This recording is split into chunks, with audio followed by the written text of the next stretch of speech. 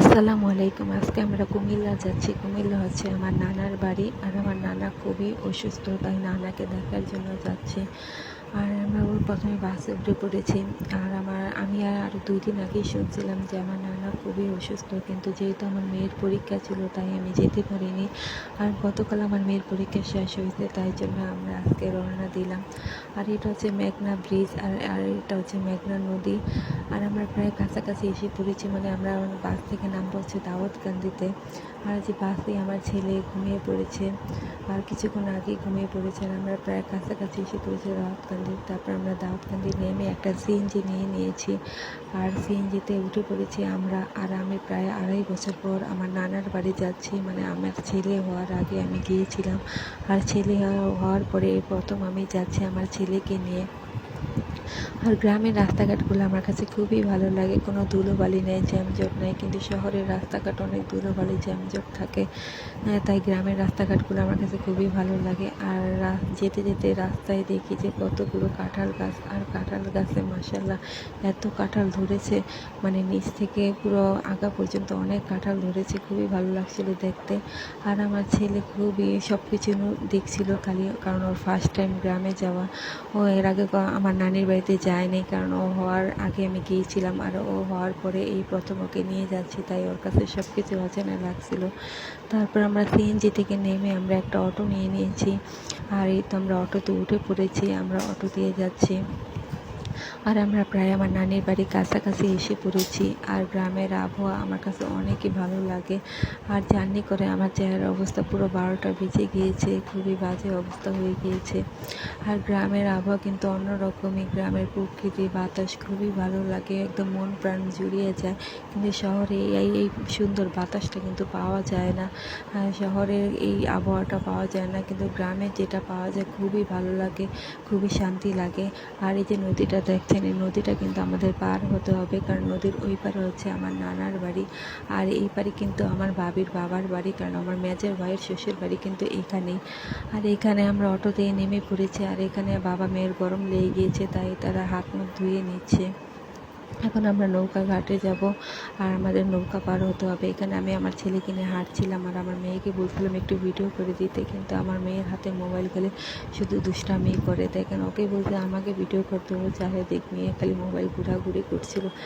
যাই হোক, এখানে আমি হাঁটছিলাম। আর এই রাস্তাটা আমার কাছে খুবই ভালো লাগে, মানে 2 সাইডে গাছ, আর মাঝখানে রাস্তা, খুবই বাতাস, খুবই ঠান্ডা লাগছিল, অনেক ভালো লাগছিল। তারপরে এখানে আমার ছেলেকে নিয়ে আমি একটু হেঁটে হেঁটে যাচ্ছিলাম। আর এখানে আমার ছেলেকে ছেড়ে দিয়েছি, আমার ছেলে যেখানে একা একা মাশাআল্লাহ হাঁটছিল, কোনো গাড়ি ঘোড়া নাই, সুন্দর সে হাঁটাহাঁটি করছিল।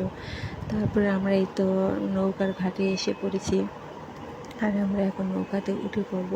আমরা কিন্তু আগে লঞ্চে আসতাম, আর আর এই তো আমরা নৌকাতে উঠে পড়েছি।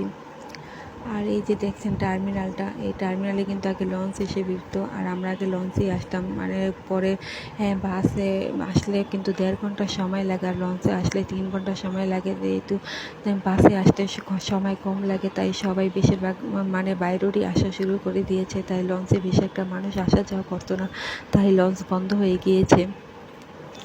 আর এই তো আমরা এখন নৌকাতে উঠে পড়েছি, আর পানি দেখে আমার এত ভালো লাগছিলো যে আমার লাগে আমি এখন নদীতে নেমে গোসল করি। আর আমি সাঁতার জানি, আফরিনের বাবা সাঁতার জানে না। আর এখানে আমার ছেলে খুব ঘুরে ঘুরে সব কিছু দেখছিল, মানে নদীর পানিতে এই ফার্স্ট টাইম এই নৌকায় উঠলো, সব কিছু ওর কাছে নতুন নতুন লাগছিল। আর এই তো আমরা প্রায় নানির বাড়ির ঘাটে এসে পড়েছি। আমরা নৌকা নিয়ে একদম আমার নানির বাড়ির ঘাটে চলে গিয়েছিলাম। আর আমাদের যেতে যেতে কিন্তু প্রায় 5:30 বেজে গিয়েছিল, মানে বিকাল হয়ে গিয়েছিল। আর এই তো আমার ছেলে দেখেন সাহস, মাশাআল্লাহ, সে একা একা উঠে আসছিল।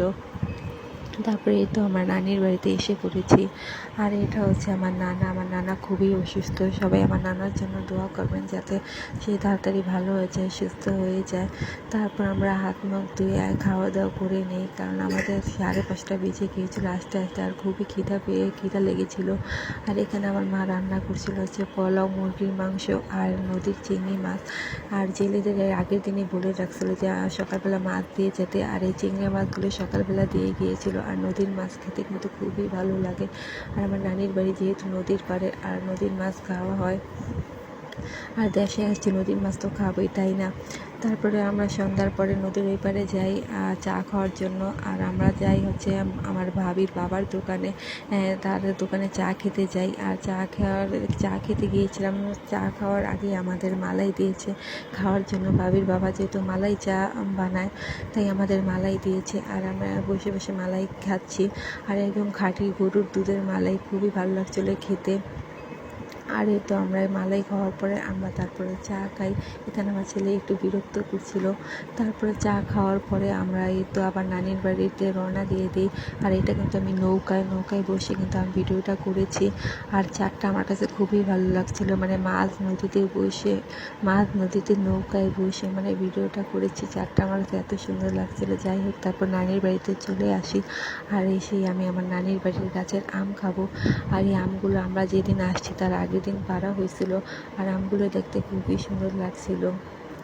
তারপরেই তো আমি বসে বসে এখন আম খাচ্ছি, দেশে এসেছি। আর ফরমালিন ছাড়া আম খাচ্ছি। আমরা ঢাকা শহরে তো আম কিনে খাই, সেগুলো ফরমালিন থাকে, কিন্তু এই আমগুলোতে একদম ফরমালিন ছাড়া আম। আর আম খেতে খেতে আপনাদের কাছ থেকে বিদায় নেব। আজকের ভিডিওটি কেমন লেগেছে অবশ্যই কমেন্ট করে জানাবেন। আর ভালো লাগলে একটা লাইক দিয়ে দেবেন। আল্লাহ হাফেজ।